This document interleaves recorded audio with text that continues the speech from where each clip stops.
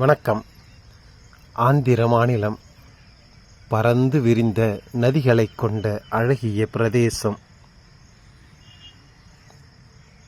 செந்நெல் விளைந்து மக்களின் பசியை போக்கும் ஓர் அற்புத அக்ஷய பாத்திரம்.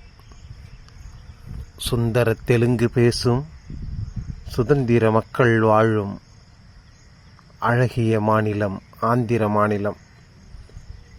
இங்கே ஆறுகளின் பாய்ச்சல் என்பது மனங்களின் வேகத்தை போன்றது. அப்படி அழகிய ஆறான பெண்ணா நதிக்கரையில் பவனி வரும்போது நாம் கண்டுகளிக்கவும் பக்தியில் திளைக்கவும் நம் முன்னோர்களாகிய மன்னர்கள் நிர்மாணித்திருக்கும் ஆலயங்கள் ஒன்றிரண்டல்ல. அப்படி பெண்ணா நதிக்கரையில் நிர்மாணித்திருக்கும் ஓர் குடைவரை கோவில்தான் இந்த வேதகிரி என்று அழைக்கப்படும் லக்ஷ்மி நரசிம்ம சுவாமி ஆலயமாகும். கிபி 9ஆம் நூற்றாண்டில் காஞ்சியிலிருந்து வடக்கு நோக்கி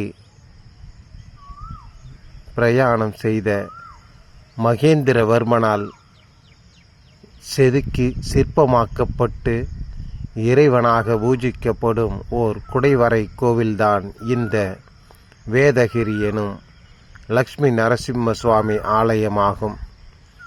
காஞ்சி என்றாலே மாமல்லபுரம் நினைவுக்கு வரும்.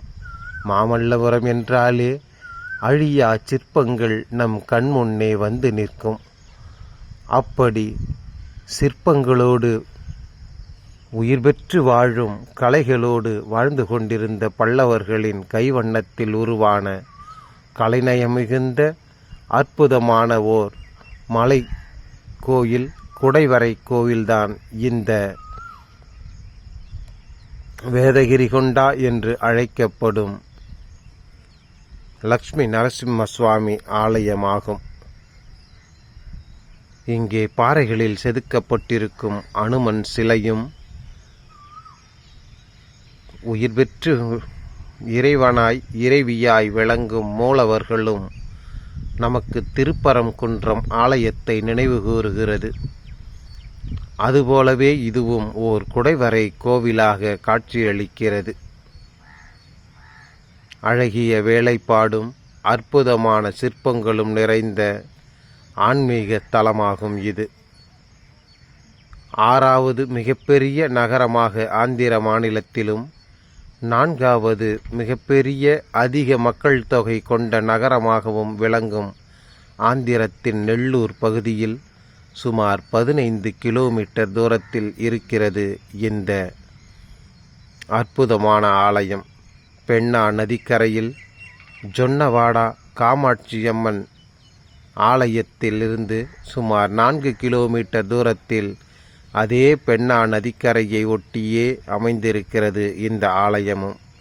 வாருங்கள் நண்பர்களே, வந்து பாருங்கள், இறைவனின் அருளை பெற்று செல்லுங்கள். தொடர்ந்து சந்திப்போம். நன்றி.